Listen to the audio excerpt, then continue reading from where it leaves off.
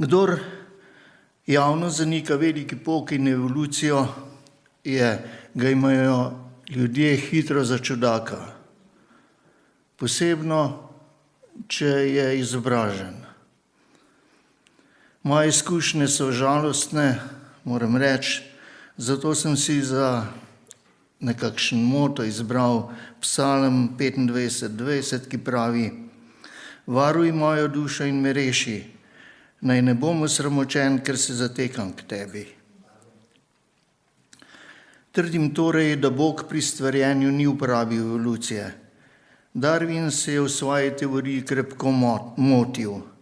Seznam literature je na zaslonu. Iz genetske entropije navajam podatke v genomu, iz sadu evolucije pa o Darwinu in posledicah njegovega nauka. Napisan je tudi zato, da mi ne boste učitali plagijata, tako k naši Alenki. Torej, pojdimo naprej. Kdo je dr. Samford? Fotografija je posneta v mladih letih, kaže ga ob njegovem najpomembnejšem izumu genski puški. Danes je to starejši profesor, delno upokojen. Kot profesor biologije na univerzi Cornell si je dovolil nezaslišano. Podvomil je v primarni aksiom, to, kar on imenuje primarni aksiom. No, aksiom pomeni načelo, ki je priznano kot absolutno veljavno in v katerega ni potrebno niti dokazovati. Podvomil je torej v primarni aksiom, ki pravi: človek je rezultat naključnih mutacij in naravne selekcije. V to evolucionisti nič več ne dvomijo. Toda pojdimo nazaj v Darwinove čase, majhen moramo pregledati, kako se je vse dogajalo. Zanima nas, kakšna je bila družba ob Darwinovem rojstvu. Razsvetljenstvo, ki se je v 18. stoletju začelo na angleškem, to je pred Darwinovim rojstvom, je bilo takrat v polnem razmahu. Njegov ded Erasmus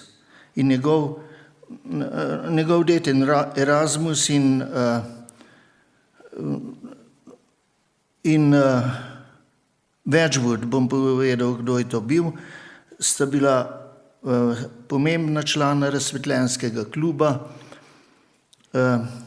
Imenovali so se Lunar Society, zato ker so se srečevali vsak prvi ponedeljek po polni luni, zato da so videli pot domov. Skepticizem je že imel domovinsko pravico v njegovi družini. Evolucija je bila popularna. Njegov ded, ta Erasmus, jo je opisal. Jo je opisoval v svoji knjigi Zoonomija. Res, da jo ni opisoval s frazo o naravni selekciji, ni vedel, kaj povzroča evolucijo, ampak trdil pa je, da obstaja. Cerkev, tretjič, je že sprejela zamisel o stari zemlji. Zagovarjali so serijo katastrof. Zadnja taka katastrofa naj bi bil globalni potop v Noetovem času. V dolgih obdobjih med serijo katastrof je Bog ustvarjal vedno nova bitja. Tako so takrat razumeli. To je tako imenovan ena varianta progresivnega kreacionizma, ki je Gorazd omenjal prej. Bog je recimo po tretji katastrofi rekel, ki je videl, kako se mu razvijajo opice, je rekel: ups, to pa še ni moja podoba človeka.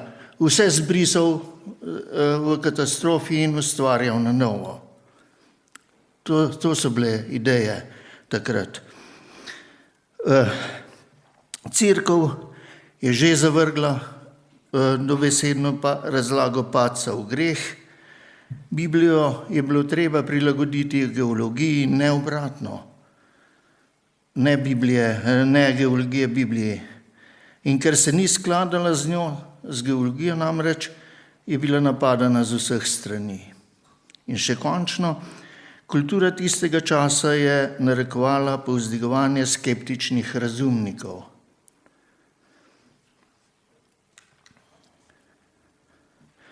Charles Darwin se je rodil leta 1809 v prestiž in bogatstvo. Njegov oče je bil zelo uspešen zdravnik, zares zelo uspešen zdravnik in dober vlagatelj. Imel je nos, imel je poslovno žilico. Darwinova mati, Susana Wedgwood, je bila hči Wedgwooda, ki sem ga prej omenjal, industrialca in izumitelja. Imela sta 5 otrok, Charles je bil 4. po vrsti. Susana in njeni otroci so bili člani unitaristične cerkve. To je ločina krščanstva, ki zanika Božjo nauko o Trojici, o Sveti Trojici. Učijo pa tudi, da je človek v bistvu dober in da ne bi smel biti obsojen na pekel. Kljub temu je oče Charlesa dal krstiti v anglikanski cerkvi, ne v tej unitaristični. Po osnovni izobrazbi je 2 leti študiral medicino v Edinburgu na Škotskem. Tam je bila takrat najboljša šola za zdravnike, medicinska fakulteta. Ta študij ga je dolgočasil in vse skupaj je opustil potem, ko je po 2 letih je moral prisostvovati operaciji otroka. Takrat so operirali brez anestetikov. Tudi jaz bi šel. Tako da ga razumem, zakaj je to naredil. Pa še ni mu bila všeč medicina. Po 2 letih mu je oče, čeprav sam nikoli ni zahajal v cerkev, predlagal, naj gre študirati teologijo, da bo postal anglikanski duhovnik. Darwin Charles je očeta zelo spoštoval. Res je šel študirati teologijo in jo nekako z odporom po 3 letih tudi zaključil, niti ne tako slabo. Bil je 10. v razredu. Študiral je v Cambridgeu. V Cambridgeu je spoznal 2 zelo vplivna profesorja, in sicer Henschela, profesorja naravoslovja, in Sedgwicka, profesorja geologije. Oba sta bila tudi zelo znana v tistem času in oba sta bila posvečena duhovnika, anglikanska duhovnika. Ob koncu študija je dobil ponudbo, da se vkrca na ladjo Beagle kot naravoslovec. Oče je temu nasprotoval, tudi stric po materini strani ga je prepričal, naj ga spusti. To ni bilo brez stroškov. Sam si je moral plačati pot, pa bivanje na ladji. Tako da to ni bila plačana služba, ker je on upravljal na ladji. Evolucionisti radi poudarjajo, da je genialnost ponižnega Charlesa Darwina rešila svet iz nevednosti. Sporočilo je jasno. Darwin je spremenil svet, ker je našel način, kako odpraviti Boga stvarnika. Toda motil se je. In kaj je na tem tako posebnega? Vsak se kdaj moti. Posebnost je to, da je ta na videz povsem običajen človek, edini v zgodovini s svojim vplivom istočasno temeljito spremenil svet na znanstvenem in duhovnem področju. Njegove ideje so imele velikanske družbene in moralne posledice. Če se je motil, je to še kako pomembno. In motil se je glede mnogih stvari. Motil se je o obstoju in naravi Boga, o znanosti, o geologiji, fosilnih zapisih, evolucijskem drevesu življenja, naravi življenja in naravni selekciji. Večina ljudi verjame, da je imel prav v vseh 7 točkah, daleč od tega. Prvič, poglejmo vsako točko posebej, motil se je o obstoju in naravi Boga.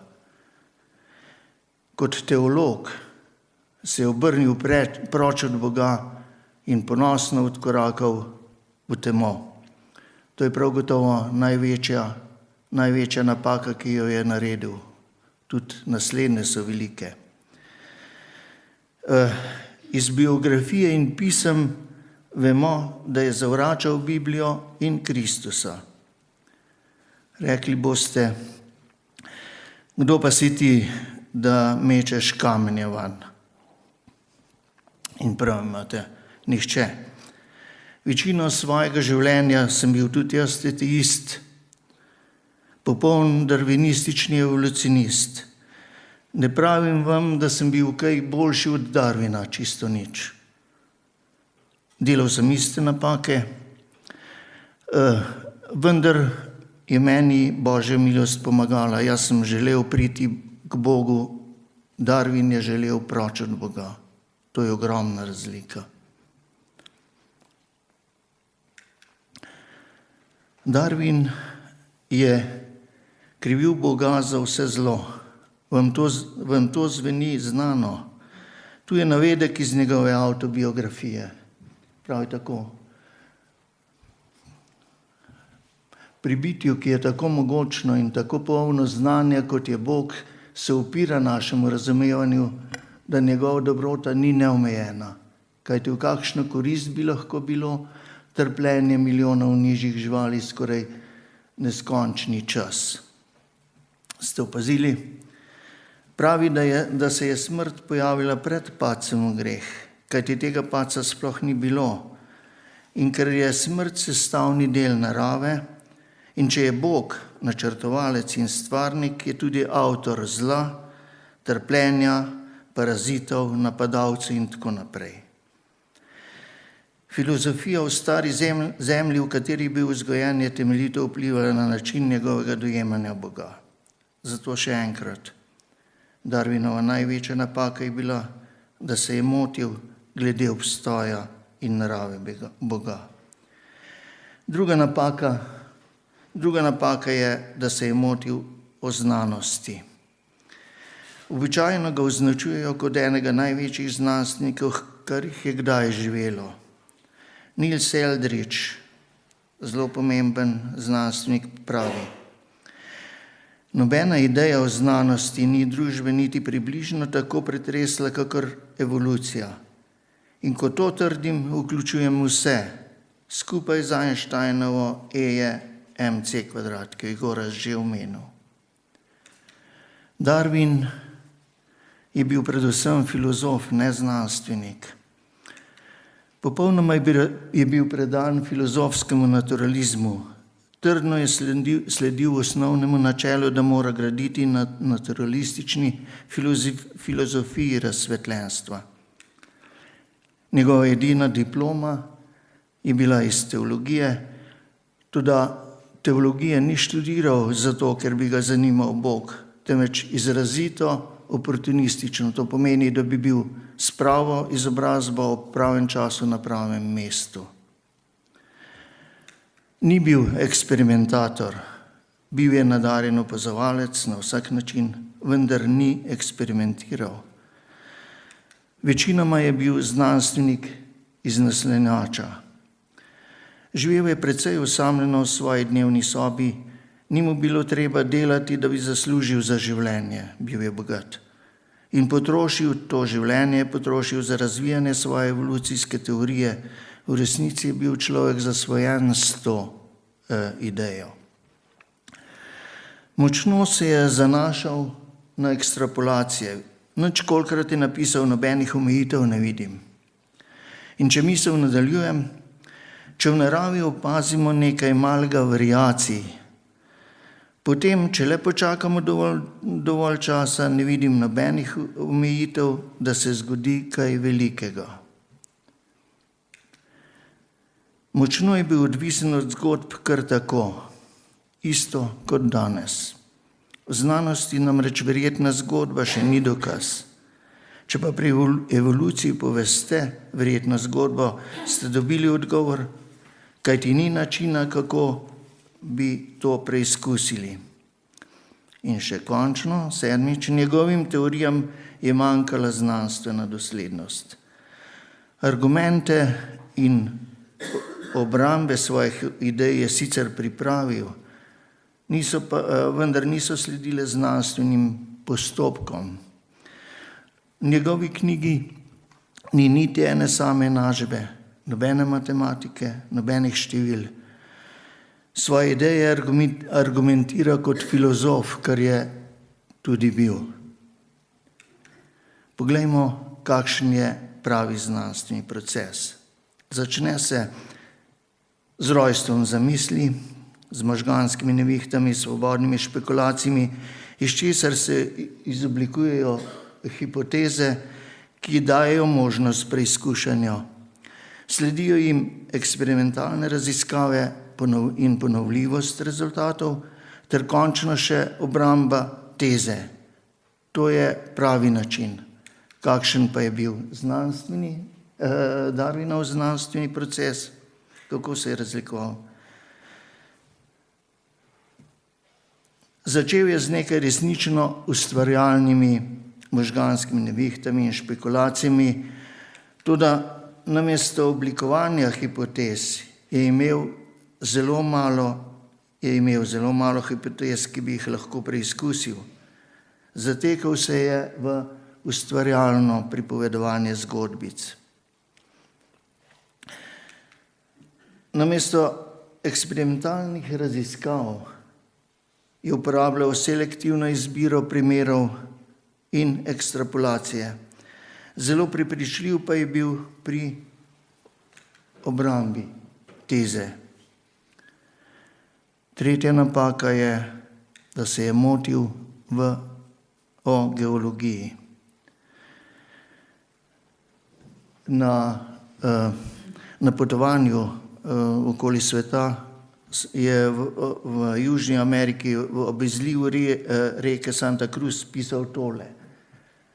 Reka, čeprav ima tako majhno moč za transport celo neznatnih odlomkov, pa vendar bi lahko v teku obdobij s postopno erozijo ustvarila učinek, ki ga je po količini težko presojati. To je napisal v pogledu na zelo veliko dolino, zelo široko dolino, zelo majhno reko, ki teče po njej. To je ledeniška reka, ki izvira pod Andiji v jezeru Argentina. Danes mislimo, da je ta dolina nastala s porušitvijo ogromnega ledeniškega jezera ob koncu ledene dobe.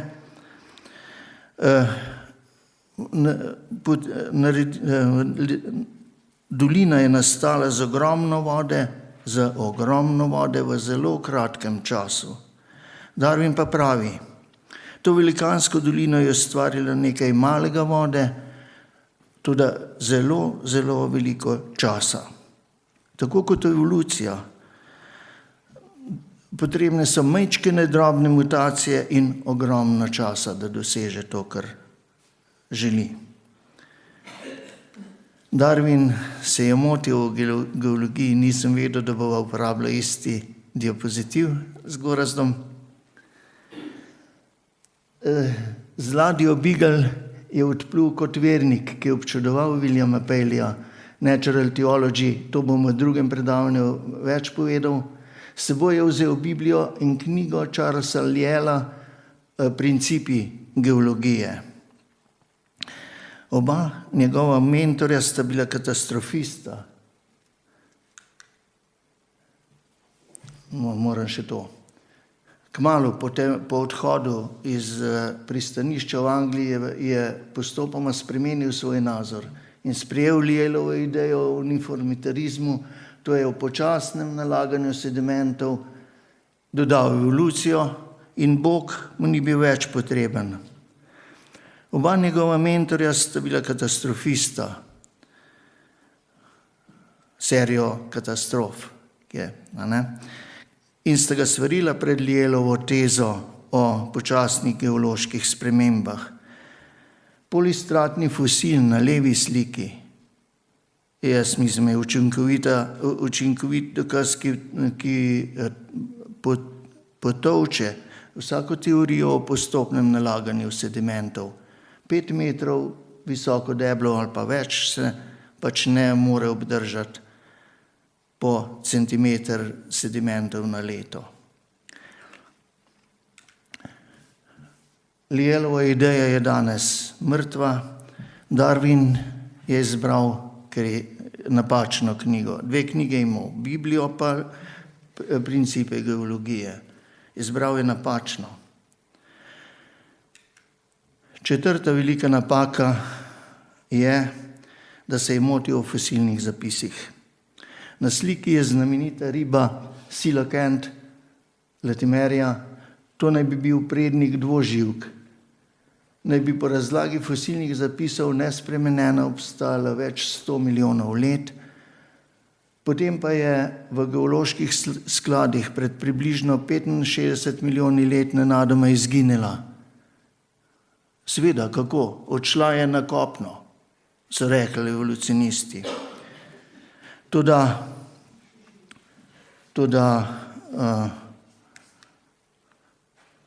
leta 1938 so jo ujeli živo, živi v globoki vodi, ne plazi se po dnu, ampak plava kot druge ribe. Imenovali so jo sicer živi fosil, ampak to ni nič več. To je čudovita razlaga, čudovita ilustracija pravzaprav, kako napačna je lahko razlaga fosilov. Nadaljujemo s fosilnimi zapisi.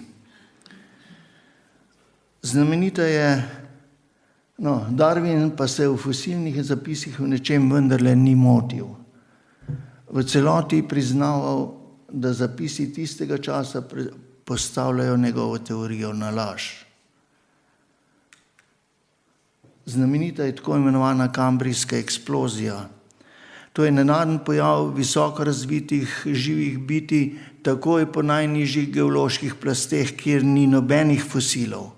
Takoj za to plastjo pride kambrijska plast z ogromno že razvitimi fosili. Eden od najbolj znamenitih je trilobit. Trilobit najbrž veste, kakšen je bil. In trilobit je imel, to je značilno, izredno dobro razvite oči. Sicer segmentne, tako kot muha, ampak dobro razvite oči. Kambrijska eksplozija je, Darwin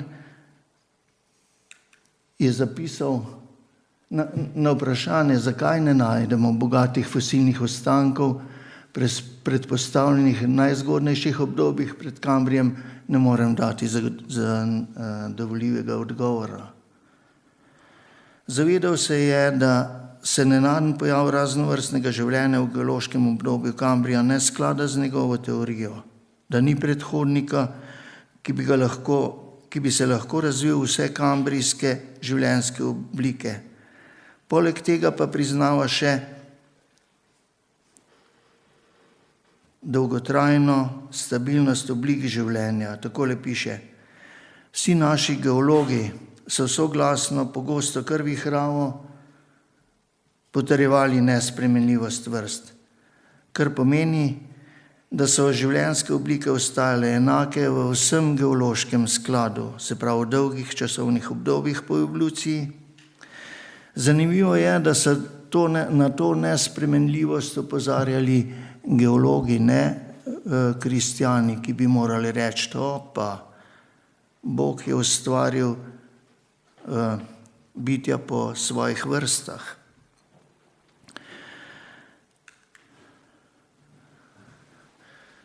Darwin se je zavedal problema. Zakaj ni potem vsaka geološka struktura polna takih vmesnih členov, prehodov med eno in drugo vrsto? Geologija zanesljivo ne razadeva nobene take drobne postopne organske spremembe. In prav to je mogoče najbolj očitna in resna zavrnitev, ki jo je mogoče navesti proti moji teoriji. Darwin se zaveda, da se mora evolucija dogajati postopoma preko dolgih časovnih obdobij in da bi fosilni zapisi to morali potrjevati. Zato se vprašuje, to sem prebral, toda Darwin se očitno ne preda kar tako. Ima rešitev za ta problem. Poglejte, tole je rešitev. Razlaga leži, to verujem, v skrajni nepopolnosti geoloških zapisov.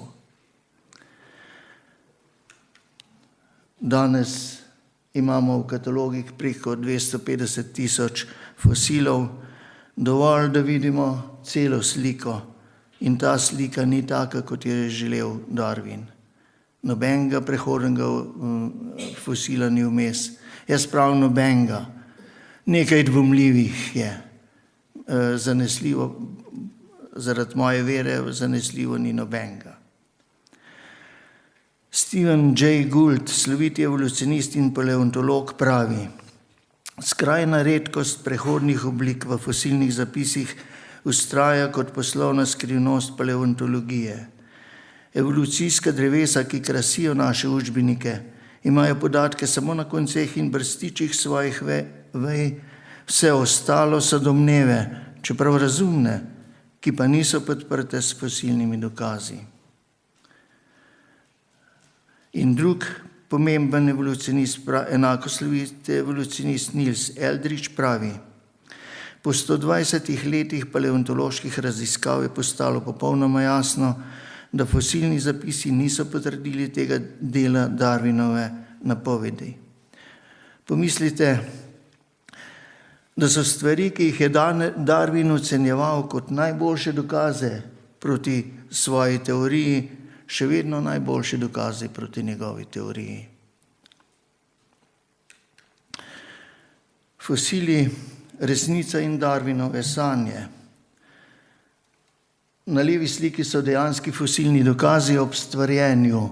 Je Bog ustvaril vse vrste, nekatere vrste so do danes na vrhu izumrle, in to je slika, ki so jo zagovarjali kreacionisti.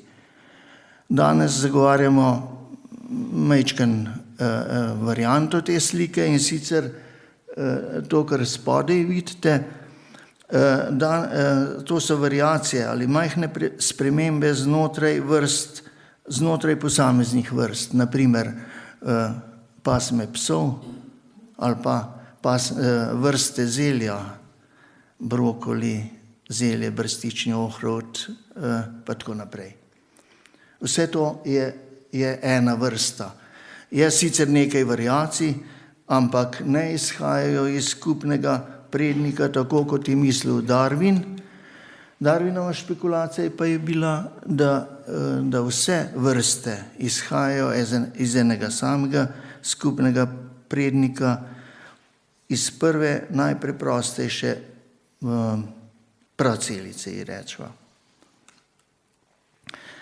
Peta napaka je Darwinovo evolucijsko drevo. Slika na levi je prva shema evolucijske drevesa iz Darwinove beležke. Levo od slike zgoraj v elipsi je napisal I think, mislim. To je špekulacija brez dokazov. Evolucijsko drevo rišejo na vse mogoče načine. Enega prikazuje slika na desni. Te sheme se imenujejo kladogrami. Živa bitja na kladogramu so bitja, ki jih dejansko opazujemo. Črte, ki nakazujejo domnevno sorodstvo, pa si samo domišljamo. Očitno je torej, da bi lahko narisali čisto drugačno strukturo vejevja, ker je to čista domišljija. To so še vedno samo sheme in še vedno bi morali ob njih pisati, tako kot je Darwin napisal, mislim. Dejanski fosilni dokazi ne kažejo nobenega drevesa. Toda predani darwinisti ga potrebujejo. Veliko upanja darwinizma je znanost imenovana filogenija. Filogenija išče telesne podobnosti in razlike, da ugiba strukturo vej. Vsa evolucijska znanstvena skupnost se je fanatično zagnala na risanje evolucijskih dreves. Kladogrami se imenujejo, kladogrami. Tisoči znanstvenikov so potrošili vso svojo kariero za risanje teh dreves, narisali so jih na stotine, na tisoče, objavljena so vse povsod po revijah o biologiji. To je eden od razlogov, ko me je Gospod vprašal, zakaj ne pride kakšna taka stvar na televizijo. Ne more priti. Tisoči doktorjev biologov se ukvarja s tem in oni imajo oblast. Ne morejo dati. 6. zmota o naravi življenja je velikanska. Darwin je verjel, da je življenje preprosto. V pismu prijatelju je napisal tole. Toda če, in kako velik je ta če, bi si lahko zamislili, da se je v neki topli mlaki z vsakovrstnimi dušikovimi in fosfornimi solmi, svetlobo, toploto, elektriko in tako dalje, kemijsko formirala proteinska spojina, pripravljena, da doživi še bolj kompleksne spremembe. Darwin je v celici mislil, da je to samo balonček želatinasti snovi proteinov. Danes vemo, da je to miniaturno mesto z napredno nanotehnologijo. Mali protein torej ni bil rešitev. V nastanku vrst je Darwin sam napisal izziv. Če bi lahko dokazali, da obstaja kak organ, ki ne bi mogel nastati po številnih zaporednih rahlih modifikacijah, bi se moja teorija popolnoma porušila. Vendar ne morem najti nobenega takega primera. Zakaj? Ničesar ni vedel o biologiji. Če bi danes pogledal v učbenik biologije, bi ne razumel ničesar. Toda bodimo pravični do njega. Res je, živel je pred biološko revolucijo, toda kako danes lahko častimo človeka, ki je imel in ravno na biološke osnovi, ki je imel tako majhno znanje o biologiji. To meni ni jasno, pa marsikomu tudi ne. Naslednja zgodba resnično veliko pove o Darwinu. Svojemu prijatelju je v pismu napisal: pogled na perje v pavjem repu mi, kadarkoli ga pogledam, povzroča slabost. To je bila resnica, ni se lagal.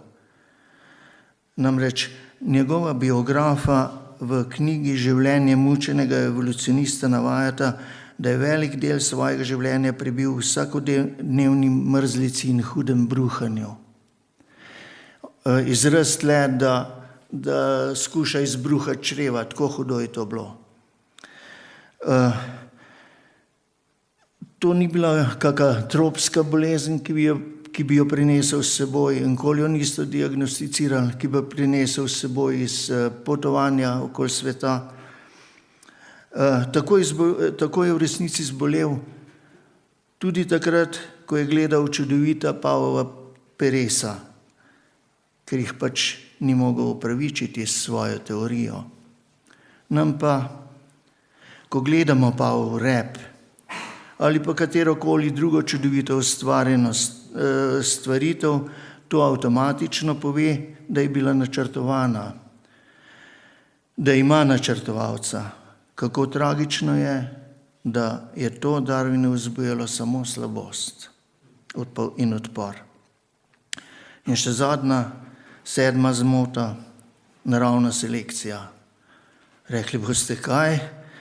Darwin, da bi se motil o naravni selekciji, po stvari, po kateri je najbolj znan in zaradi katere ga nekateri naši sodobniki, Richard Dawkins, na primer, kujejo v zvezde. Saj to vendar ni mogoče. Zanj je bila naravna selekcija čarobna palica, s katero je spremenil žabo v princa. Poglejte, kaj pravi. Počasen, kot je morda selekcijski proces, pa slabotni človek lahko veliko napravi z lastno močjo umetne selekcije. Nobene omejitve ne vidim na obseg sprememb, ki jih lahko izvrši v dolgem časovnem obdobju moč naravne selekcije. Tu moram omeniti Darwinove ščinkovce, verjetno ste slišali. Na otočju Galapagos je odkril 13 vrst ščinkovcev z različnimi kljuni različne velikosti. Toda in vse to je pripisoval temu. Nobene omejitve ne vidim na obseg sprememb. Ti ščinkovci naj bi se nekoč spremenili, Bog ve kaj, v orle ali kaj jaz vem. Pri tem gre pa samo za adaptacijo. To ni mikroevolucija. Velikokrat boste slišali izraz mikroevolucija, tudi kreacionisti ga uporabljajo. Rečejo, to je mikroevolucija, to ni makroevolucija. In daste možnost nasprotniku, da reče, evolucijo vendarle verjameš. To je adaptacija, prilagoditev bitja na okolje. To se ves čas dogaja in se je tudi dogajalo na Galapagosu, na otočju Galapagos.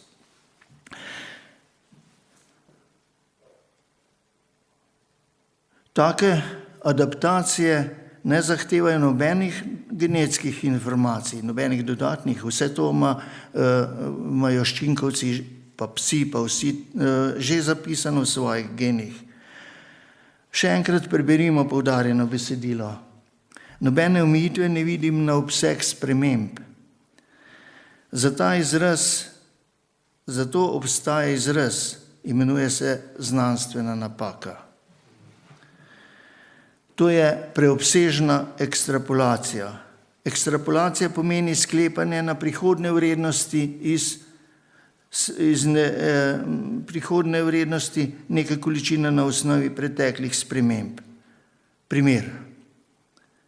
Moj vnuček trenutno raste s približno 10 centimetri na leto. Če to ekstrapoliramo na prihodnih 50 let, bi moral biti čez 50 let velik 5,5 metra. Znanstveniki vedo, da je ta ekstrapolacija nevarna, pa samo za 50 let gre tukaj. Zelo se pazijo, da je ne uporabljajo preveč, če pa jo uporabljajo le za čim manjši obseg. Tu pa Darwin uporablja neomejeno ekstrapolacijo milijone let. In znanstveniki vedo, da je to vedno slaba znanost. Pomislimo o tem. Nobene omejitve ne vidim na obseg sprememb. Ali ste vedeli, da je Darwin verjel, da bi se medved lahko razvil v kita? Takole je napisal.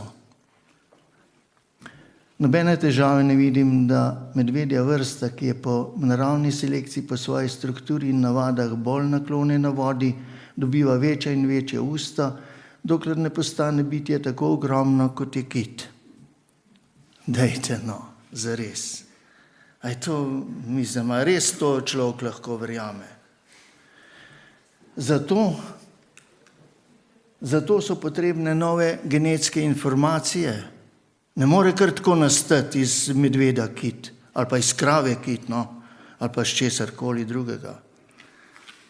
In kaj pomeni nova genetska informacija? Tu je otroški primer. Ali se vam zdi verjetno, da bi lahko iz knjige navodil za izdelavo vozička na levi strani, knjiga navodil je na vozičku, s trganjem listov ali z drugačnim preurejanjem besedila, vendar brez dodatnih novih informacij, naredili navodila za tricikl na desni? Če mislite, da je to mogoče, ste zreli za evolucijo.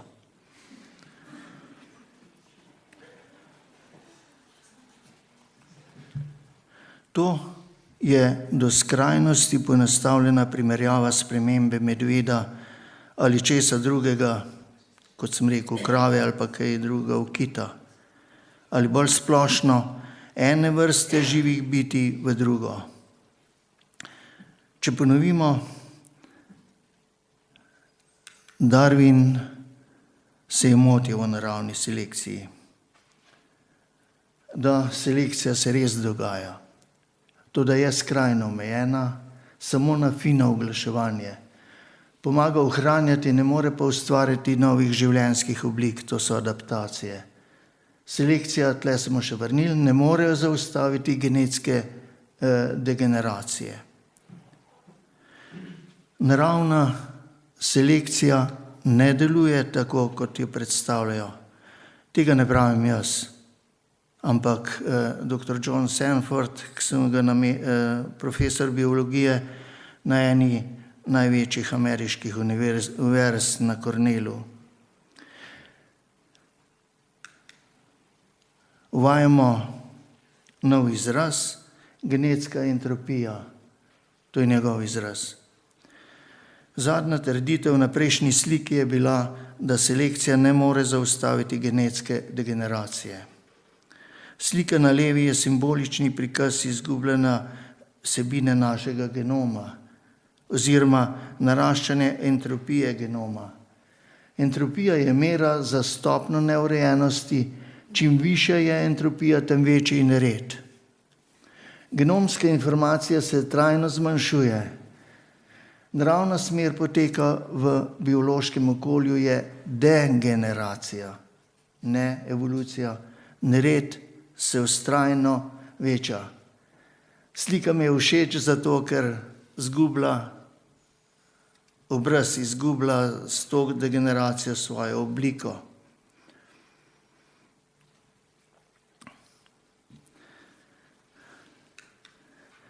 Selekcija ne zaustavi degeneracije. Hitrost mutacij človeka je nizko ocenjena, 100 do 200 mutacij na osebo, na generacijo. Skoraj čisto vse.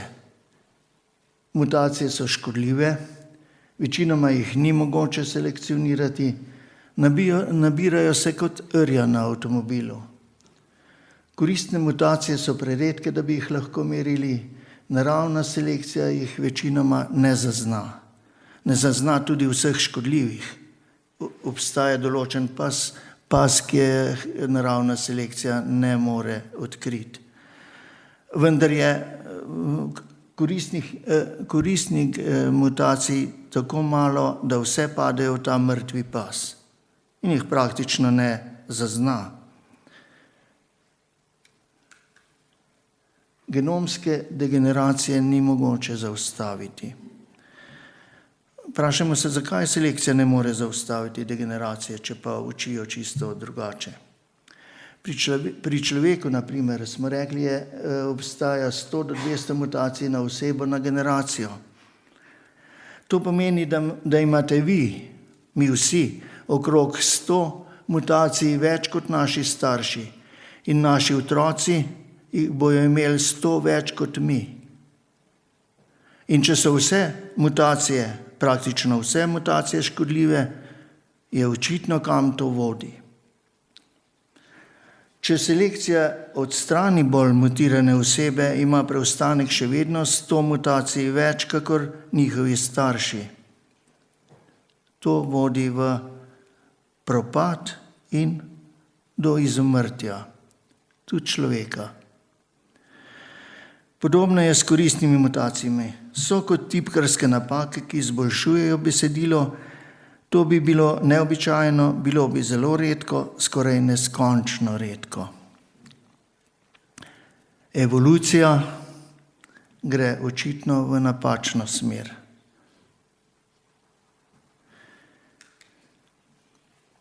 Brez Božjega posega bo življenje izumrlo.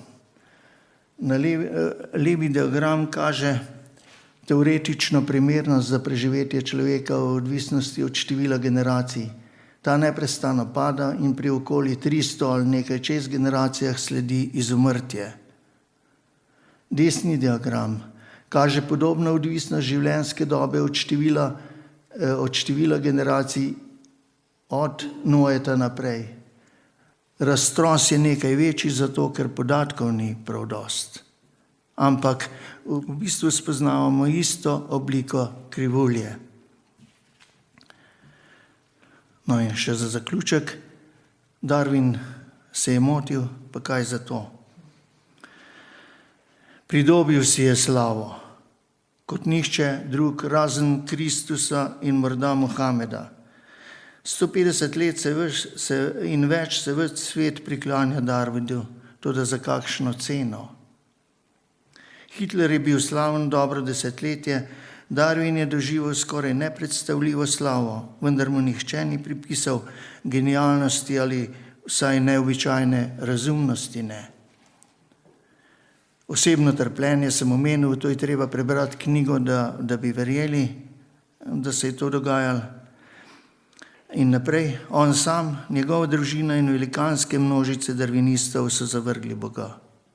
Pogubil je sebe, svojo družino je popeljal do iste usode. Ne vemo sicer za ženo, toda vsi njegovi otroci so bili neverni. 2 njegova sinova sta bila vodilna evropska evgenika, njegov nečak je bil človek, ki je izumil in propagiral evgeniko. Evgenika je veda, kako selektivno pariti človeka zato, da se arijska rasa ohranja. Svojo družino je odvedel proč od luči v temo. Najpomembneje pa je, da je 100 milijonov ljudi, ki so se odločili slediti Darwinu, povedal po isti poti, proč od svetlobe v temo. Trdim, da je Darwin nedvomno naredil največ ateistov. S svojim vplivom je posredno povzročil strašne morije v 2. svetovni vojni. Predvsem to velja za njegovega učenca, nemškega Darwina Ernsta Haeckela. Sodobni darwinisti skušajo Darwina ločiti od družbenih aplikacij njegove teorije. Niels Eldridge priznava, da nam je socialni darwinizem, ki ga imam za nezakonskega otroka Darwinove teorije, dal evgeniko in nekaj še bolj temnih pogankov, abortus na zahtevo, kot je genocidna praksa v nacistični Nemčiji, kjer so obudili evgeniko kot znanstveno načelo, ki je vodilo skupaj z morebitnimi drugimi razlogi Hitlerja in njegovih privržencev v holokaust. Naprej pa pol. Hvala vam za posluh.